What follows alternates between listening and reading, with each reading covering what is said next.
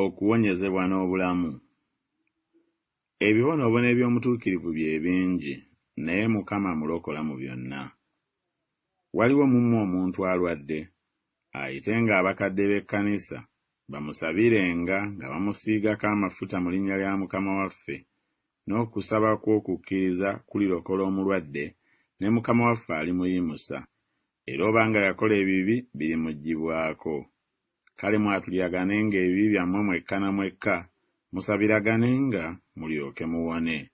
Okusaba kw'omuntu omutuukirivu kuyinza nnyo mu kukola kwakwo. Atuma ekigambo kye n'abawonya n'abaggya mu kuzikirira kwabwe. Ddayo gambe Keezeekiya omulangira w'abantu bange nti, bw'atyo bw'ayogera Mukama Katonda wa Dawudi jjajjaawo nti, mpulidde okusaba kwo, ndabye amaziga go, laba ndikuwonya ku lunaku olwokusatu kw'olirinnyira mu nnyumba ya Mukama. Kubanga ndikukomezaawo obulamu era ndikuwonya ebiwundu byo, bw'ayogera Mukama, kubanga bakuyise eyagobebwa nga boogera nti, ye Sayuuni, omuntu yenna gw'atanoonya. Awa amaanyi abazirika, n'oyo atalina buyinza amwongerako amaanyi.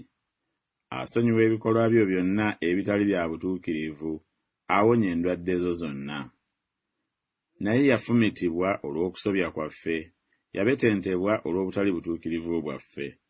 Okubonerezebwa okw'emirembe gyaffe kwali ku ye, era emiggo gye gye gituwonya. N'ayogera nti, obanga oliwulira nnyo eddoboozi lya Mukama Katonda wo, n'okola obutuukirivu mu maaso ge, n'owulira amateeka ge, n'okwata by'alagira byonna, sirikuteekako ggwe endwadde zonna ze nateeka ku Bamisiri, kuba nze Mukama akuwonya. Bwe yabalaba n'abagamba nti, mugende mwerage eri bakabona. Awo olwatuuka bwe baali nga bagenda, ne balongoosebwa.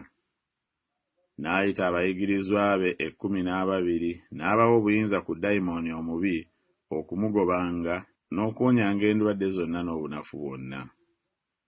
Naye mmwe abatya erinnya lyange, enjuba ey'obutuukirivu eribaviirayo ng'erina okuwonya mu biwawaatiro byayo, kale mulifuluma ne muligita ng'ennyana ez'omu kisibo. Peetero n'amugamba nti, Ayineya, Yesu Kristo akuwonya. Yimirira, weeyalire. Amangu ago n'ayimirira.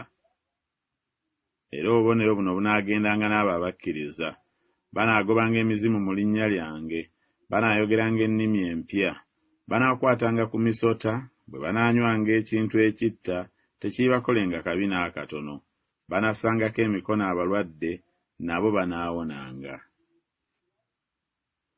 Era mukubirenga ebigere byammwe amakubo amagolokofu, awenyera alemenga okugavaamu, naye awonenga buwonyi. N'olw'obukulu obusinga ennyo obw'ebyo ebyabikkulibwa, nemenga okugulumizibwa ennyo, kyenava mpeebwa eriggwa mu mubiri, omubaka wa Setaani okunkubanga, nemenga okugulumizibwa ennyo. Olw'ekigambo ekyo neegayirira Mukama waffe emirundi 3 kinveeko, n'aŋŋamba nti ekisa kyange kikumala, kubanga amaanyi gange gatuukiririra mu bunafu. Kyenaavanga neenyumiriza n'essanyu eringi olw'ebyobunafu bwange, amaanyi ga Kristo galyoke gasiisire ku nze. Kubanga teyanyooma so teyakyawa nnaku z'oyo anakuwala, so teyamukisa amaaso ge, naye bwe yamukoowoola n'awulira. Muddengamu amaanyi, mugumenga omwoyo gwammwe, mwenna abasuubira mu Mukama. Ebibonabona eby'omutuukirivu bye bingi, naye Mukama amulokola mu byonna. Asonyiwa ebikolwa byo byonna ebitali bya butuukirivu, awonya endwadde zo zonna. Atuma ekigambo kye n'abawonya, n'abaggya mu kuzikirira kwabwe. Eryo ly'essanyu lyange bwe mbonyaabonyezebwa, kubanga ekigambo kyo kinzuukizizza. Singa amateeka ago si ge gansanyusa, nandizikiridde bwe nabonyaabonyezebwa. Mbonyaabonyezebwa nnyo, onzuukize, Ayi Mukama, ng'ekigambo kyo bwe kiri.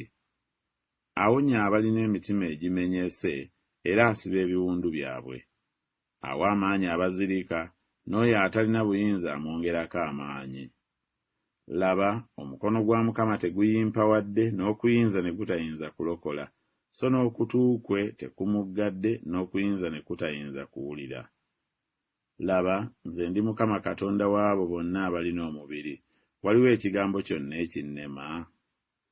Ndinoonya ekyo ekibuze ne nkomyawo ekyo ekigobeddwa, ne nsiba ekimenyese, ne nzisaamu amaanyi mu ekyo ekirwadde. N'ebyasava n'eby'amaanyi ndibizikiriza, ndibiriisa n'omusango. Naye Yesu bwe yakyuka n'amulaba, n'agamba nti, mwana wange, guma omwoyo, okukkiriza kwo kuwonyezza. Omukazi n'awona okuva mu kiseera ekyo. Awo lwatuuka ku lunaku lumu mu ezo, yali ng'ayigiriza. N'Abafalisaayo n'abayigiriza b'amateeka baali batudde awo, abaali bavudde mu buli kibuga eky'e Ggaliraaya, ne Buyudaaya ne Yerusaalemi. N'amaanyi ga Mukama gaali naye okuwonya.